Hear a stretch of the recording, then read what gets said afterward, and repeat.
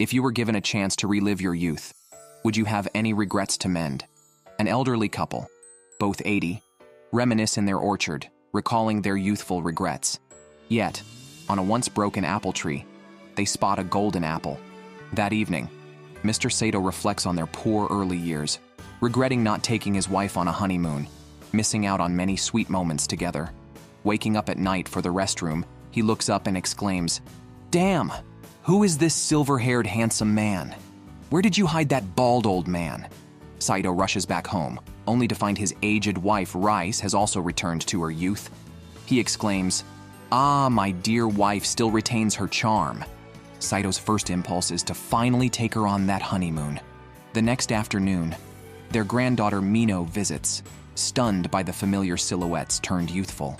Her brain freezes for a moment, thinking she could make 100 cat memes at home. "My grandparents have rejuvenated," she realizes, finding them unexpectedly attractive compared to her schoolmates. Back home, she tells her father Yoshiaki, "Grandpa and Grandma have become young." Yoshiaki doubts his daughter's sanity, but the couple's manner of speaking remains unchanged. The neighbors quickly adapt, forming teams supporting either Saito or Rice. Their son had once suggested they move to the city, but the old man firmly wanted to stay to guard their land. When his wife Maple asks Rice for her opinion, Rice insists that as long as she's with Saito, she's home. Moved, Maple visits a few days later with groceries, misunderstands seeing a youthful Saito, and sighs in relief when she learns the truth, amazed at the transformation from an old man to a young one. Wait, this is pure romance! Once Yoshiaki learns the truth, he still can't believe it. Watching his daughter encourage her grandfather to pose like a model, Saito swears his love for Rice only, earning a playful slap, causing Yoshiaki to catch Mino as she tries to leave. Rice comforts Yoshiaki, reminding him of his childhood, and his anger dissipates. She also affectionately pats her granddaughter's head. The local elders meet, facing an upcoming community sports event. Aging and uncompetitive against their rivals, they consider forfeiting until they recruit Saito, admiring his robust form, and greet him with utmost respect. On the day of the competition, the people of Northtown brought their 2 grandsons. The young men didn't take the elderly seriously until they saw the youthful Saito couple. Although Saito struggled in the tug-of-war, his wife Rice cheered him on energetically. This inspired the elderly men to go all out. Afterward, Rice was surprised that Saito enjoyed the event. In the 3-legged race that followed, despite the brothers having lived together for over a decade, they were no match for the couple who had been together for more than 70 years, leading to a resounding victory for the couple. The brothers were nearly heartbroken, and their grandfather, a former rival in love with Saito, was frustrated. During this time, Rice brought food and chatted with the brothers' grandfather, learning his wife had passed away 3 years ago. Before leaving, Rice encouraged the brothers, who now understood why their grandfather couldn't win against such a charming woman. That day, the elder of Northtown sent his grandson Shota to deliver items to Rice's house.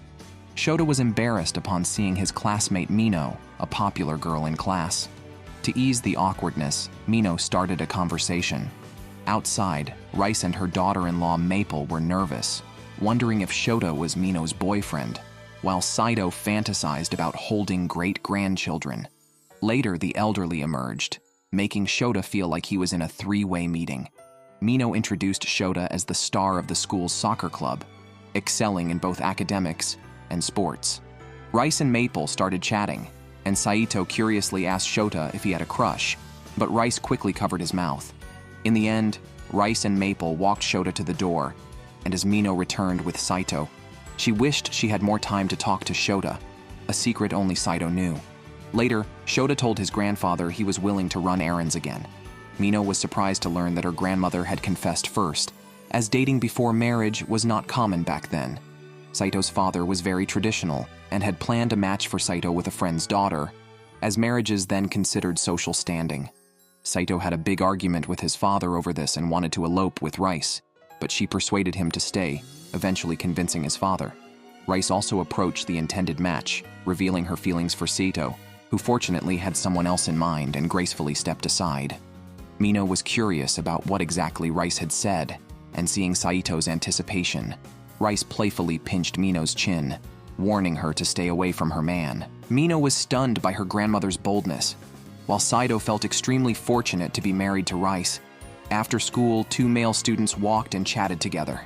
They both wanted to live in the big city, thinking that farmers were very unsophisticated. However, they encountered rice farming by the roadside and then saw the handsome Saito coming to pick her up. Suddenly, they thought being a farmer might not be so bad after all. Before they were rejuvenated, Saito noticed Rice looking at a beautiful dress in a flyer. At that time, she silently threw the flyer away. After becoming younger, Saito took the opportunity to go out, and Rice found a package on the table. Upon opening it, she found a pure white dress and shyly hugged Saito. The next day, the couple watched a romantic TV series recommended by their granddaughter. They saw a kissing scene, and Saito commented on how open young people are today. However, they didn't need to kiss to foster a good relationship. Turning around, he found Rice very shy. That night, Rice suggested trying a wall slam, which Saito did, and Rice indeed felt moved but was too shy to admit it. That day, Mino was at her hometown when the neighbor's grandmother came to see Rice. Mino didn't understand the local dialect. Rice came out and quickly communicated with the neighbor. The neighbor, jokingly seeing Mino's age, asked if she wanted to marry into the family. Rice hugged Mino tightly, saying she wouldn't easily hand over her granddaughter. Mino blushed and later told Saito she wanted to marry her grandmother. A few days later, Shiori, the daughter of Saito's second son, ran away from home after an argument with her father and came to stay with her grandmother. Surprisingly, her grandmother had become young again. Shiori was popular in class, but was ostracized by friends for being too focused on her studies due to her father's high expectations. Rice comforted her, saying her tears showed she was still trying. Shiori remembered her dream of becoming a doctor to help her grandmother. Comforted by Rice's gentle words, Shiori started to act spoiled. Rice remembered missing a chance to go to the beach with Saito years ago. Knowing he had always wanted to see her in a swimsuit, she opened a swimwear magazine after becoming young again. Rice felt the openness of young people today was surprising. Shiori told her to just choose clothes she liked, as it was better to impress someone special than worry about others' opinions. Rice was still shy and changed the subject. Shiori, seeing her grandfather fast asleep beside them, was immediately annoyed. A few days later, Rice received a call from someone claiming to be her son, but noticed the voice was off. She quickly wrote down the phone number and bank account number and started recording. When the caller asked for 200,000 yen, Rice told him that although she wasn't his real mother, he could call again if he felt bad. The caller immediately hung up, and soon after, the news reported that a scammer had surrendered to the police voluntarily. Rice discovered that her eyesight had improved after becoming younger. Mino decided to test her by having her read the newspaper. Just then, Saito walked by. Mino playfully encouraged Rice to praise Saito and teased them about flirting in front of their granddaughter. But Rice quickly retaliated.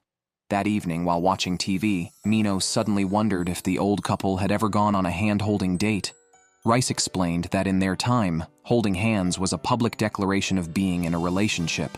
As they aged, hand-holding was more about assisting each other in walking, lacking the romantic aspect. The next day, despite the cold weather, Saito noticed that Rice's hand near him was ungloved. Curious if he would notice, Rice claimed she was testing Saito's attentiveness, not expecting anything. Yet, thinking about their granddaughter's comments, they ended up holding hands, both stubborn yet honest in their actions. Later, the couple visited their second son, a doctor, who was shocked to see their improved health and conducted a checkup. He found nothing wrong, which reminded him of a recent diagnosis where Rice was found to have liver cancer. He became a doctor to help his mother, who had always been frail, but ended up only being able to refer her to better doctors and provide medication and checkups. Although their rejuvenation wasn't his doing, he was glad his efforts over the years weren't in vain. The couple had been managing an apple orchard. After a typhoon, many trees were damaged, but they didn't give up and saved some of the trees. One of these trees unexpectedly bore golden apples out of season. That night, Rice had a dream of a giant floating hourglass that suddenly reversed and seemed to press down on her. She mentioned the dream to Saito, who revealed he had the same dream. It was now their 58th wedding anniversary. Despite being together for so many years, they still secretly prepared sweets for each other, playfully remarking on the excessive sweetness. During a conversation, the couple brought up their school days. Rice revealed that she had studied at a girls' school in Tokyo, which she found very modern at the time. However, due to the war, she had to return to the countryside, a transition that overwhelmed her until she met Saito. Rice admitted that though Tokyo was bustling, there were things in the countryside that Tokyo lacked, though she didn't specify what to Saito. That day, their granddaughter Shiori brought them a gaming console. The elderly couple was initially thought to struggle with a zombie game, often remarking that the zombies did not choose to become that way. Surprisingly, they were seen chanting prayers while playing the game, and managed to complete it in 2 days, achieving the highest rank. Later, Mino visited and found Shiori there too. They had been close since childhood, and were now at the same school, although in different buildings. Mino mentioned that Shiori really loved her grandparents, to which Shiori stubbornly retorted. Saito overheard this and felt upset, but Shiori quickly apologized, worried that Saito might dislike her, which instantly cheered him up. That night, Saito dreamt of the hourglass again. He was reflecting on the absurdity of becoming young again, as he and Rice were about to go on a honeymoon, when the hourglass began spinning. Rice woke up to find Saito had aged again. Though he felt fine, Saito worried Rice preferred him younger. Rice assured him that she loved him for who he was, not his age. Saito realized he had been disparaging their past together and decided they would still travel even if he didn't revert to being young, as old age shouldn't stop them. Later, they went for a checkup and found Saito's body was still aging. Their second son was more concerned about his mother, fearing Saito might pass away before Rice, which she found hard to accept. Their eldest son and his family also visited. Saito, feeling young, challenged Yoshiaki to a test of strength, promising him an outdoor bath if he won. Yoshiaki accepted, but was quickly defeated. Since Saito aged again, the couple faced stares when out shopping. Noticing this, Saito instinctively distanced himself from Rice, but she moved closer. Saito thought pretending not to be married might be better.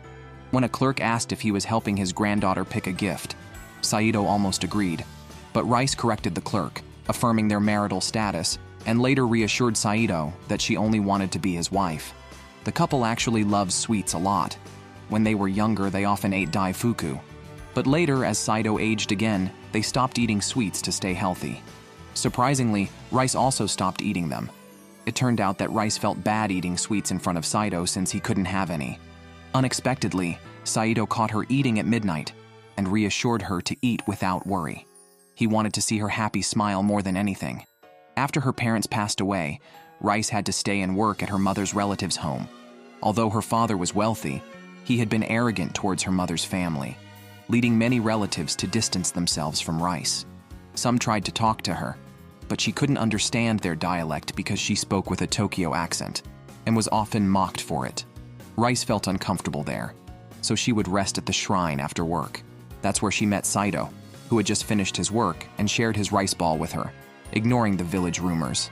To Saito, being hungry was the worst thing. Over the next few days, Saito often came by. Rice had a slight fondness for him, but wasn't ready to fully open up to others, nor did she know how much of her guard he could melt. It turns out, over 50 years later, he had completely melted it. That night, Saito once again dreamed of the hourglass. He thought about flipping it to become young again and possibly scare Rice. But when flipping the hourglass, he saw the sand exposed. The next day, when Rice saw a rejuvenated Saito, she wasn't surprised.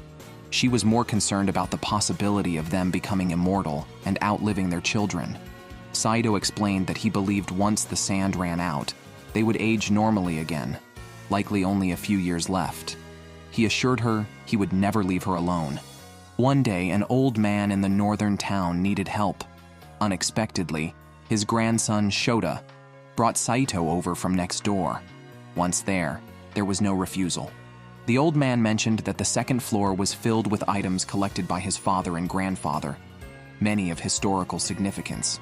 During the cleaning, the old man threw out a lot of stuff. Shota pointed to a black box and asked if it also needed to be thrown away. The old man was about to agree, but then fell silent. Shota was curious about the box. Saito explained it was his grandmother's dowry.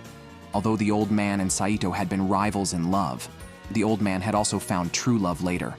He struggled with the decision to discard the box. After Shota and Saito went downstairs, they immediately called the local Cultural Heritage Bureau to request an appraisal of the antiques. Everything that appeared to be discarded from the storage was moved out. The remaining items were to be moved to the old man's house, including the dowry chest which was kept. The reason for moving these items was that the storage was going to be demolished. His sons did not want to inherit the farmland and had built houses in the city. This generation lacked craftsmen to repair the storage, so the old man decided to demolish it and quickly called his demolition friend. Saito asked Shota if he planned to stay in the village. Shota said he hadn't decided yet but was considering trying to become a professional football player in Tokyo. However, he also liked the idea of preserving the things his grandfather had protected. Regardless of his future profession, he grew up on this land and wanted to take care of it.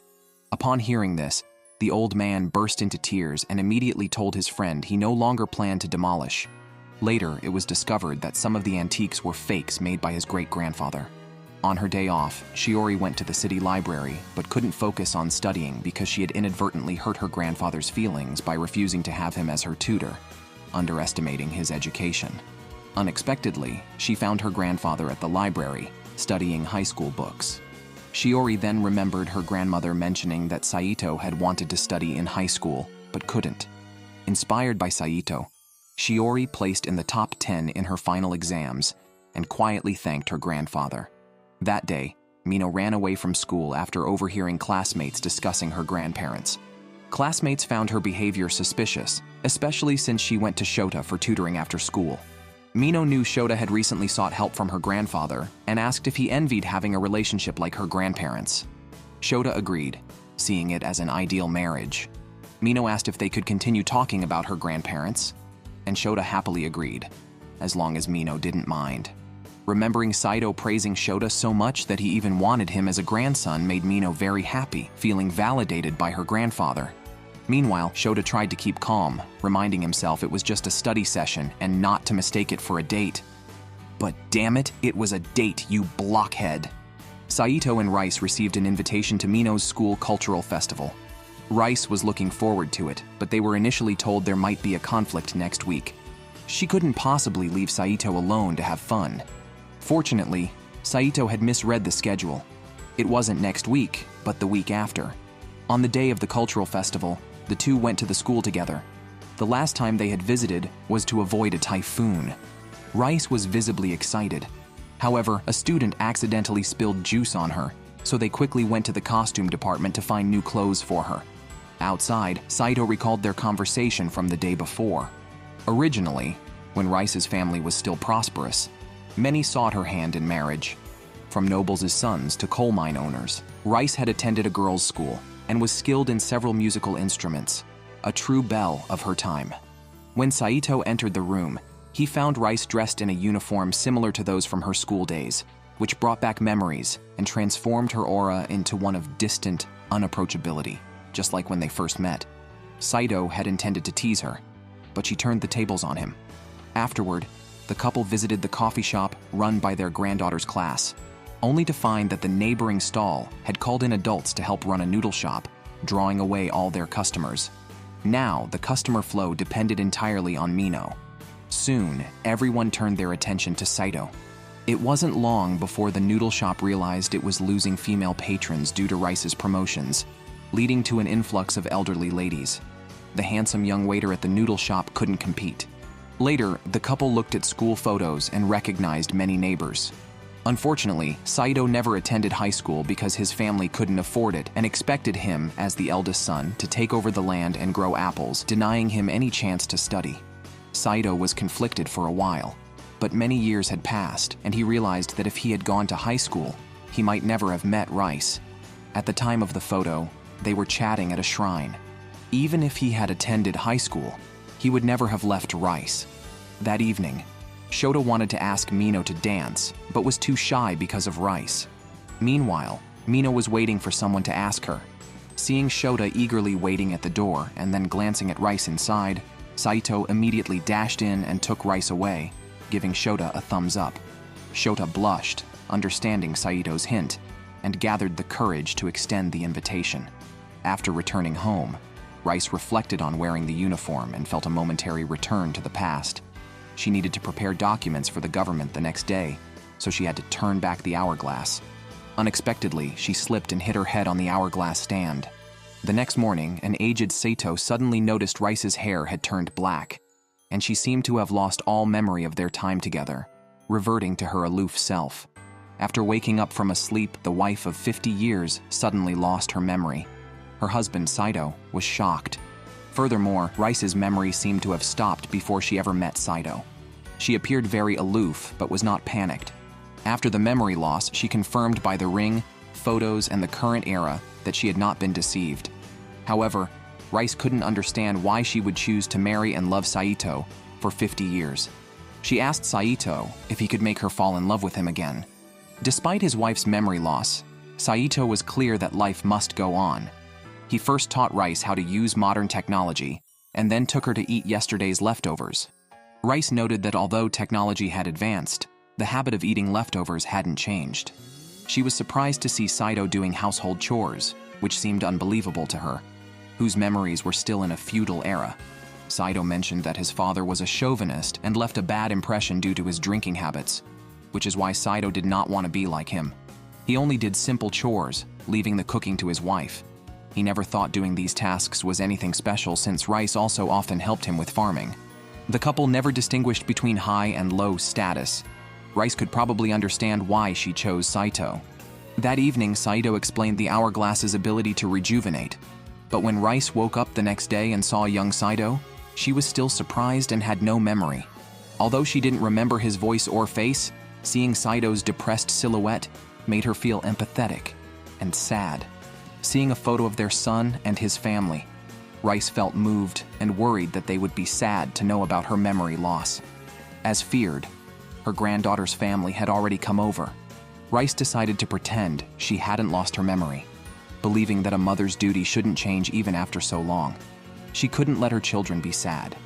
Although she had forgotten even the accent, Saito quickly explained that Rice had remembered her Tokyo girls' school accent after a long time at the cultural festival. Seeing her gentle-speaking granddaughter, Rice found her very cute and couldn't help but hug her tightly.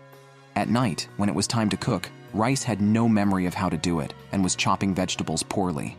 Seeing this, Saito quickly took over the task. He knew how to make basic curry and started guiding Rice on how to chop vegetables. Rice remembered that yesterday's leftover was delicious and wondered why her cooking skills had improved to that extent. But now she understood that it was probably for Saito. Their eldest son, Yoshiaki, grew up encouraged by his mother, Rice. However, entering society, he learned that effort doesn't mean everything. His company was pushing him to the limit, and Yoshiaki knew that continuing this way might lead to its closure. Saito was worried, but mentioned that they could come back and farm if Yoshiaki didn't want to burden the family. Yoshiaki said it was just because he wasn't trying hard enough, and that he would find another way. At that moment, Rice suddenly grabbed her son's hand, urging him not to overwork himself. She told him that his superiors were only exploiting his diligence and kindness, and that striving in such a situation was futile. She reminded him that life is often dissatisfying and not to overexert himself. Sometimes, doing just enough is perfect. She reassured Yoshiaki that he would always be their son. Moved, Yoshiaki then got drunk and fiercely scolded his boss. He also revealed that he had noticed something was off with Rice, but he believed that her essence hadn't changed and that she was still his mother. Rice gently touched her son's head. Later, Rice took Saito to the shrine, hoping to rekindle the memory of their initial confession, feeling a sense of returning to their youthful romance. However, Rice found it strange and couldn't believe she would have done something like that, though she felt a bit eager inside.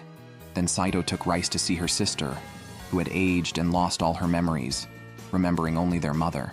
Rice felt sad as she no longer had anyone to act spoiled with, but she realized Saito had always been by her side and couldn't help but rely on him. At that moment, Saito really wanted to use the restroom, but he dared not move as Rice clung to his clothes. Rice remembered her sister loved playing the piano, which her sister had taught her as a child. Assuming her elderly sister wouldn't remember, she was surprised when her sister weakly played the piano. The staff was amazed, and everyone around was deeply moved, with Rice shedding tears. That evening, Saito had to leave for a while. Rice, having been amnesic for several weeks, complained that Saito apparently lacked the qualities to make her fall in love with him again, and had left her alone while she was amnesic, questioning if he wasn't worried about her feeling unsafe. Soon, she realized that was not right. Saito had taught her enough about day-to-day life that she wouldn't feel unsafe without him. Clearly, she had grown dependent on Saito, whose mere presence had become very important to her. Then, Rice's memory returned. She recalled jokingly confessing to him early in their relationship. Although initially they were barred from seeing each other due to family tensions, Saito had humbled himself to her family and even fought with his father to pursue a relationship with her. Rice had fallen severely ill at one point, thinking she wouldn't survive, but Saito encouraged her to seek treatment, covered all her medical expenses, and confessed his willingness to spend his life with her. When Saito returned, Rice threw herself into his arms. Today, Saito and Rice were discussing where to go for their honeymoon to make up for past regrets. They talked about taking a sleeper train, drinking wine, and playing cards along the way. Shota, who was hesitating to speak, finally told them that sleeper trains had been discontinued. It's the era of the Shinkansen now, which can reach the destination in 3 hours. They had asked Shota for advice because he is the captain of the soccer team and often travels to Tokyo for matches, making him familiar with the area. Initially worried about being an outsider, everyone felt Shota was the perfect guide. Even his granddaughter Mino didn't want to join. Before the trip, Rice went to a familiar shopping street and noticed it was unusually quiet. Determined not to be left behind by the times, the sweet potato vendor suddenly saw many new customers after Rice, attracting them with her beauty, started eating sweet potatoes outside. When Saito was young, he always wanted to visit Tokyo but never had the chance. Now, as the couple has aged, Yoshiaki took his daughter, Shota, and his parents to the station, reminding Shota to take good care of Mino. Shota and Mino accompanied the elderly couple on the train. Surprised by the speed of modern transportation, Saito and his wife bought senior tickets to avoid misunderstanding due to their youthful appearance after a nap on the train. In Tokyo, Mino led the way to meet their eldest daughter, while Shota went to visit his grandmother. Akemi, finding the idea of rejuvenation unbelievable, took paid leave just to meet her parents, but caught a cold. Recalling how her mother used to make porridge for her when she was sick, she was shocked to see her mother young again, almost thinking she was hallucinating due to her fever. After explanations, they enjoyed their time in Tokyo, impressed by the big city. Akemi has 3 children. Except for the youngest son, who is still in high school, the others are married with children, and her eldest son looks almost exactly like Saito. When the eldest son's family visited, it startled the great-grandchildren, requiring a lot of explanations. Afterward, Mino and Shota went to Shinjuku for fun, while the grandparents visited places popular among the elderly. They split up to shop, and the grandfather was even asked to model in a store, causing a sensation among the elderly ladies. Afterward, Saito even made a reservation at a dessert shop to take Rice to try the freshest strawberry parfait. Seeing Rice's delighted expression made Saito very happy, especially when he realized how much his wife enjoyed these treats. He felt he had chosen the right spot. Later, Rice suggested they take photo booth pictures together. Surprisingly, they ended up with pictures that looked like ID photos. Therefore, they dragged Shota into the booth to show them how it's done. Shota was thrilled with the pictures, and he thought coming to Tokyo was a great idea. The couple took more pictures, but were unsure about the color for the frame and chose black, which they later thought seemed a bit ominous. Eventually, all 4 of them retook the photos together. Meanwhile, Saito had brought a spinning top for his great-grandson, but it was clearly not the modern style. Thus, the old man and the great-grandson had a spinning top match, where the traditional top won. This was a bit disheartening for the great-grandson, but Saito ended up buying him a new toy. After playing, Saito and his great-grandson both fell asleep. On the other side, Akemi was talking with Rice. Since moving away, she had always been worried about her parents, especially after hearing her mother was ill. Akemi was quite fearful and couldn't help but hug Rice and cry bitterly. "Damn, don't kill me with the knife of kinship." Meanwhile, Shiori ran away from home again after finding out her grandparents were traveling. She had a spare key and could enter the room. She planned to leave after studying, but found the house eerily quiet without her grandparents. She was afraid of having less and less time with them as she grew up and feared who she could turn to once she started her own family. She desperately hoped they would return soon. At that moment, the traveling couple seemed to sense something. The next day, because of their striking looks, Saito and his wife were approached by a talent scout on the street. They began complimenting each other, which ultimately scared the scout away. They then boarded the Shinkansen to their next travel destination.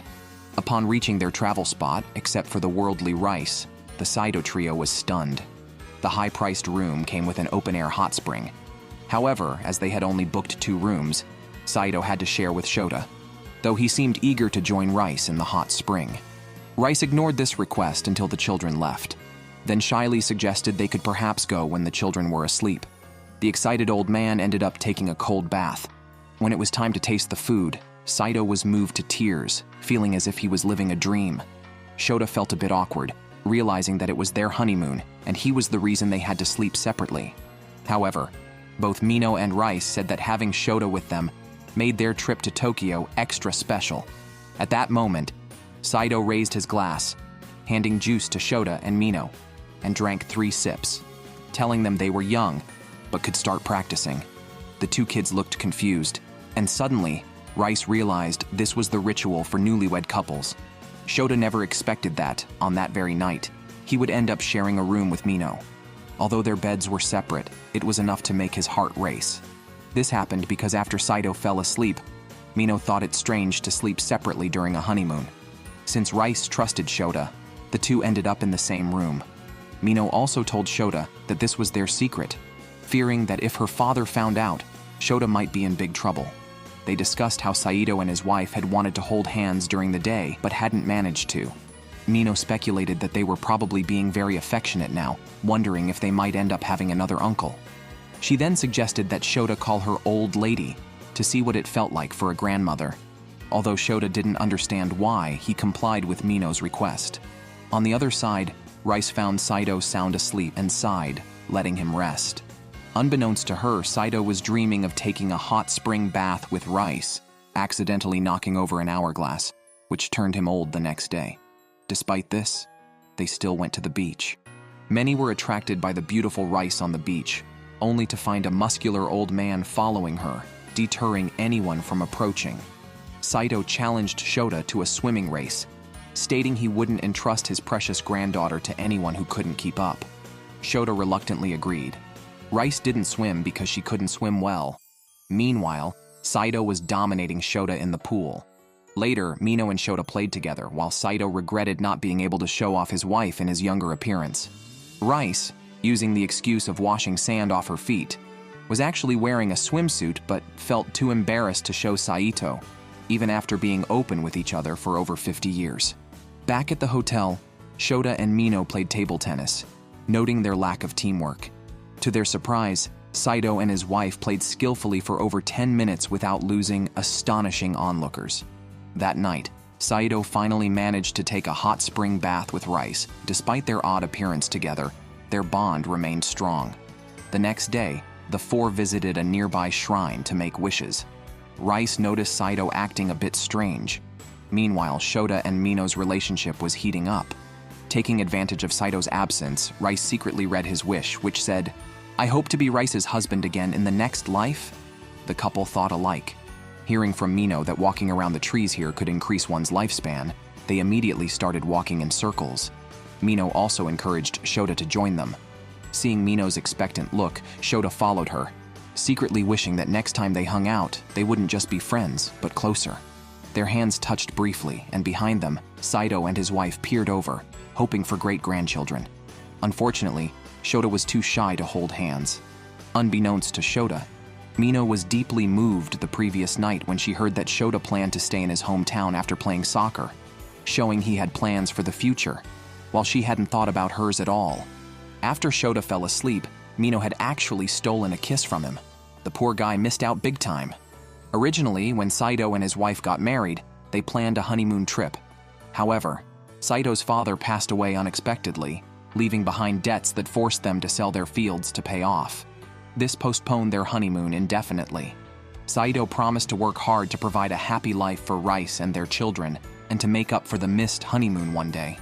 Although much time has passed, Rice was exceptionally content, quietly holding Saito's hand under her cape, while Shota and Mino, pretending to sleep across from them, dared not open their eyes. Shiori, the Saito's second granddaughter, is a top student preparing for medical school, so she studies daily at the library. There, she encountered Takahashi, a sophomore at medical school, and returned his lost student ID. She learned that he was researching rejuvenation, a local legend. Takahashi found out that Shiori was aiming to restore her grandparents' health through her studies, a fact she kept private out of embarrassment. Unbeknownst to her, grandfather Saito was also at the library and overheard the conversation, moved to tears. Hence, when Shiori visited her grandparents next, they embraced her warmly. Yoshiaki, Saito's eldest son, worried that his daughter Mino was behaving unusually, returning home late, likely due to outings with Shota. Yoshiaki feared she might encounter the darker aspects of society or follow a bad influence. The grandparents remarked on how social norms have improved, noting Yoshiaki himself was more of a troublemaker in his youth. Yoshiaki felt embarrassed, but met his future wife while receiving treatment after a fight. The couple often worked in a local apple orchard, becoming familiar faces to passing students. Recently, they appeared younger, worrying two students who thought something was amiss. Upon hearing this, Rice, deeply moved, decided to revert to her elderly appearance with Saito the next day, greeting the children and alleviating their concerns. Days later, Mino left her grandmother's house for school, but forgot her lunchbox. Rice, having put much effort into preparing it, was upset by the oversight. Unbeknownst to Mino, her grandmother, still in her rejuvenated state, donned sports attire and chased Mino's train on a bicycle, drawing public attention and even becoming a sensation at Mino's school. Shiori, studying with Takahashi's help, found herself intrigued by his occasional use of dialect, despite not understanding why she cared so much. Recalling a question from Mino about whether she liked anyone, particularly someone easygoing like her grandfather, Shiori doubted it as she remembered her grandfather's frequent use of dialect. Curious about Takahashi's research on rejuvenation, he showed her a photo of his grandparents who had become youthful overnight after eating a golden apple. Shiori, surprised but composed, visited the elderly couple with him to confirm their rejuvenation, not revealing that her own grandparents had experienced the same. Thinking about Takahashi researching rejuvenation for his loved ones, Shiori realized her own medical aspirations were similar. Hearing that the elderly couple didn't know which doctor to consult or who to talk to, she decided to introduce them to her own grandparents. Takahashi's grandfather, Shoichi, a former police officer, and Saito hit it off immediately, both surprised to meet others who had rejuvenated. Shiori joked about them becoming old couples like their grandparents one day, catching Takahashi off guard. She quickly clarified it was just an example. Shoichi and his wife Seijin, a former inn waitress often harassed for her looks, started dating after Shoichi defended her. Seijin considers Shoichi the best man in the world. Not to be outdone, Rice began praising Saito, leading to a challenge over which husband was better. Initially indifferent, Saito, under his wife's intense gaze, called a friend to judge their contest. The first round was a tug-of-war of affection, which Shoichi won despite Rice and Saito's heartfelt moment. The second round involved identifying their wife's cooking, which neither could. Saito cleverly claimed both dishes were made by his wife, winning that round.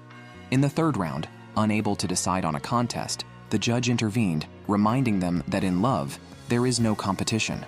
Realizing the importance of simply loving their spouses, the judge, whose wife was nearby, joined everyone for a party. One day, Shiori asked Rice to teach her cooking, wanting to prepare lunches for her library studies. Rice, knowing Shiori dislikes fried foods, was touched by her initiative. As Rice imagined her granddaughter with a wedding ring, she sadly thought she might not see that day. Meanwhile, the fried chicken she prepared ended up feeding Takahashi, sparking a new romantic interest. On this day, Saito and Rice watched a horror movie together. Saito commented on the increasingly realistic special effects, but noticed Rice seemed a bit scared. While resting, Rice stared at the ceiling, thinking it looked like a face, and ended up in Saito's arms. The next day, Saito's hand felt numb, but Rice remained silent. Mino visited her grandparents and found them looking at an apple sapling, a gift from the rejuvenated Shoichi's family. They worried it was too late to start growing apples at their age, but had trouble disposing of the gift. Recalling a conversation with Shota, Mino decided to take the sapling. Her grandparents mentioned that an apple tree could live as long as a human. Mino, considering a future in agriculture, was moved by the idea of growing old with the tree. The next day, Mino and Shota planted the apple tree, hoping it would still exist in their old age, though Mino wondered if they would still be around to see it. Shota was silent for a while, reminded of her grandparents planting an apple tree when they married. Mino felt the scene was somewhat embarrassing. Shota expressed uncertainty about the future, but hoped to return here, asking if Mino would be married by then. Smiling, Mino said she would wait for him. After the children left, Saito and his wife, hiding behind the tree, were deeply moved. The grandparents often tended to the local shrine where they fell in love, and suggested holding a festival there to liven up the atmosphere. This festival was their idea. Rice gave her kimono to Mino, feeling it would be a waste not to use her newly regained youth, so Mino asked her mother to bring another kimono. When Saito came home, he was stunned by his wife's beauty. Although both attended the festival, Saito had to maintain neighborly relations. Rice expected Saito to drink for a long time, but was surprised when he came back early. Together, they enjoyed the festival. Saito noticed Rice looking at cotton candy, remarking on the change from apple candy. Rice recalled her family's bankruptcy in her youth and the lessons about modesty she was taught. Nonetheless, Saito bought her the candy, silencing her old complaints. Afterward, they played a shooting game. The stall owner smiled, knowing the prizes were rigged to be hard to win. However, the couple's excellent teamwork won them a bear plush that resembled Saito, which intrigued Rice. Rice knew that in old age, it's common for one to pass away first, leaving the other to live alone. She just didn't expect that day to come so soon. While on their way to a temple festival, she drifted into a drowsy sleep and heard the hourglass telling her that her time was running short. Startled awake from her dream, she realized the harsh reality of her and Saito's differing lifespans. Saito, guessing that Rice had also heard the hourglass, asked how much time she had left. He mentioned he could make it through the year, but Rice revealed she had only 7 days left. She had felt death approaching for a month now. Rice expressed that their current days together were already a miracle, especially since she was ill. Though Saito understood this inevitability, he couldn't help but pray for a miracle. Unexpectedly, the gods seemed to respond. Mino saw the shrine glowing from afar. At that moment, Saito, holding his sleeping wife, appeared before the deity. The deity offered them a chance as a reward for their regular help with cleaning and organizing temple festivals. Being a mere land god, he couldn't create life like other gods, but could transfer someone else's life to Rice. Saito decided to give half of his lifespan to Rice. When Rice awoke again, she mentioned a strange dream where sand from nowhere filled her hourglass and the voice stopped warning her about her time running out. She didn't know when she would die. Saito chose not to mention the lifespan transfer, thinking it would anger Rice. Nonetheless, he was prepared to share his life with her until their final day, planning to enjoy more of the world's beauty together. Meanwhile, Takahashi was explaining local legends to Shiori near the shrine. He told of a loving couple who, during famine and drought, watered the sacred tree with their precious water supply and then passed away together. Days later, the tree bore golden fruit, which relieved the villagers' hunger and cured their ailments. While Takahashi filled the air with history, Shiori grew upset, having expected a romantic date instead. Realizing this, Takahashi quickly made amends.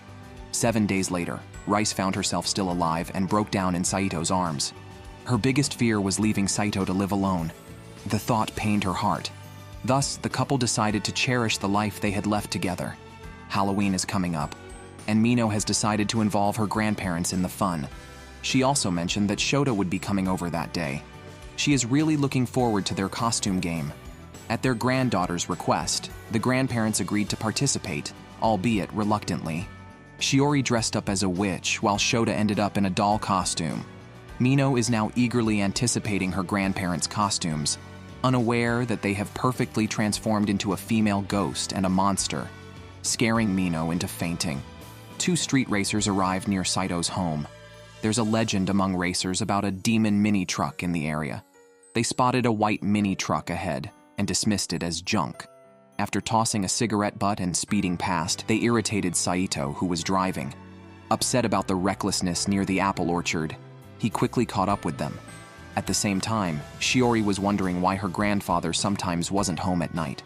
Rice explained that Saito patrolled near the apple orchard, which reduced the local street racing. She didn't know the details, but Saito always changed when it involved the orchard. The racers, having given up on finding the demon truck, were about to leave when an angry Saito, having executed a drift in the curve, caught up to them. They realized something was different about the truck's engine sound. It turns out, Saito had the truck's engine modified at a local garage. The mechanic had adjusted the engine and warned to be careful with speed, especially when loaded with apples. The racers tried to escape, but Saito's truck easily overtook and left them far behind. Heartbroken, they quit racing and went home, later claiming in an interview that there was a ghostly white truck in the area. Watching the news, a guilty Saito looked away. In this region, the fields are large and home to some wildlife. Local farmers are allowed to carry guns, although only air rifles with limited lethality. Regular training sessions are organized to ensure they don't shoot directly at animals, but use the noise to scare them away. At Saito's, there's no need for much guidance as the elderly ladies are quite skilled with firearms. Meanwhile, Mino and Shota had planned to visit Saito to see the apple saplings but were caught in a sudden rainstorm and took shelter at a nearby shrine. Worried about Mino catching cold, Shota gave her his jacket. The atmosphere was becoming romantic when a thunderbolt suddenly struck, making Mino cling to Shota in fright. After the thunder, they awkwardly let go.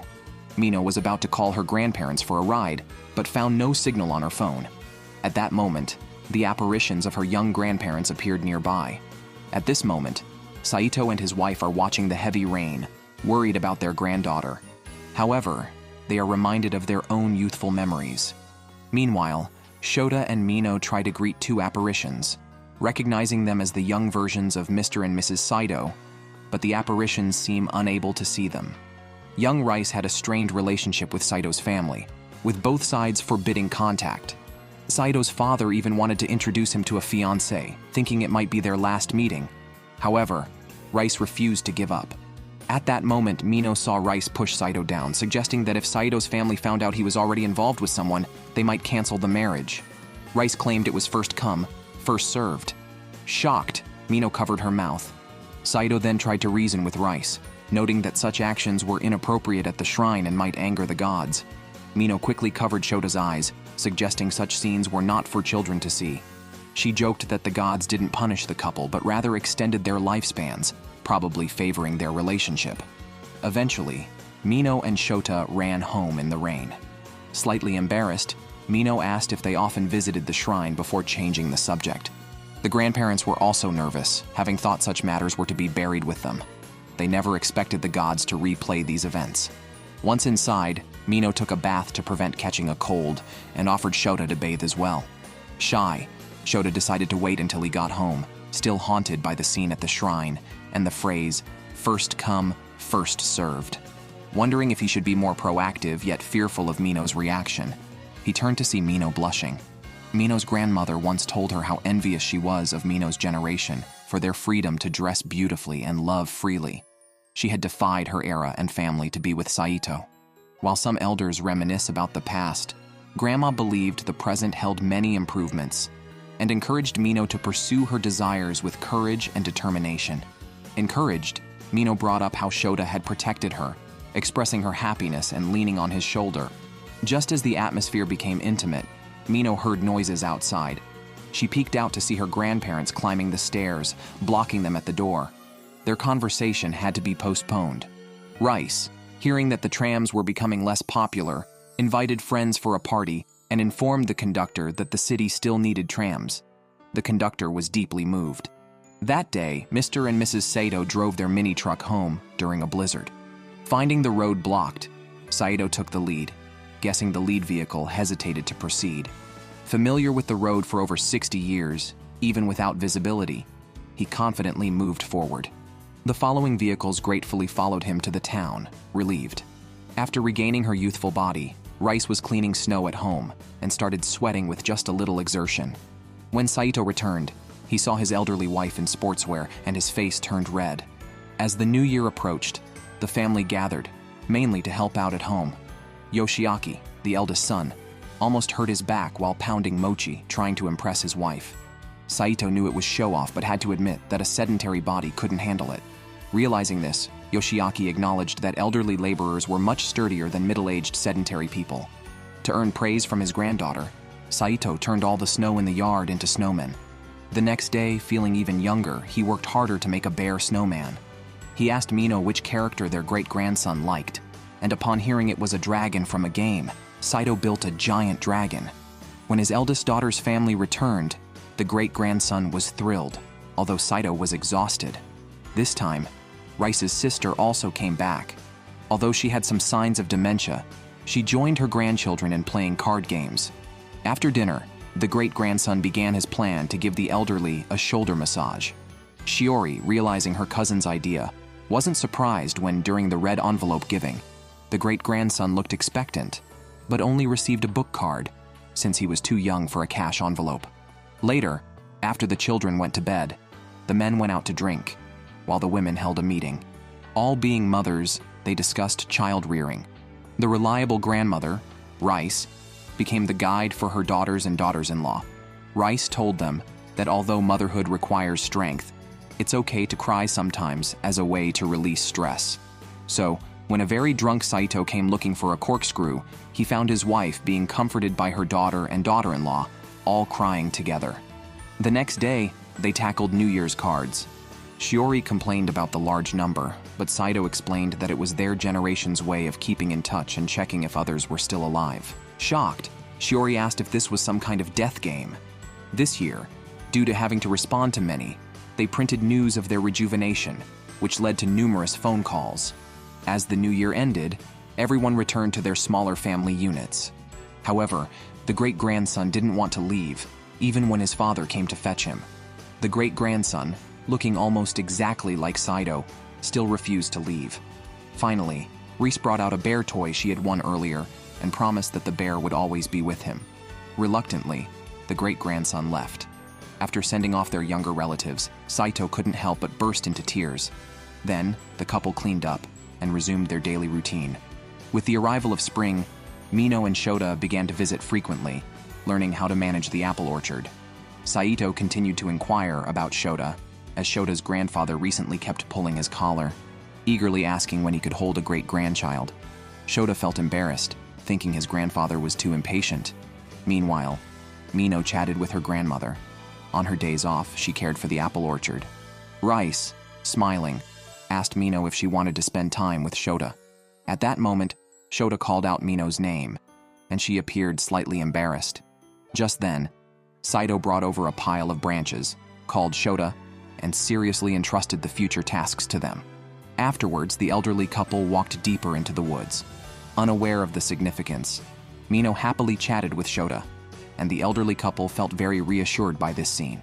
Suddenly, Saito suggested to Rice that they take a walk in the mountains.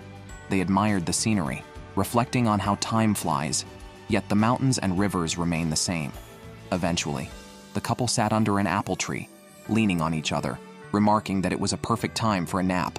Their granddaughter Shiori, under Takahashi's guidance, improved her grades and was likely to succeed in medical school. The rejuvenated couple also planned to send some apples to Shiori's parents next time. Their daughter's children had become independent, and their son Yoshiaki had found a new job.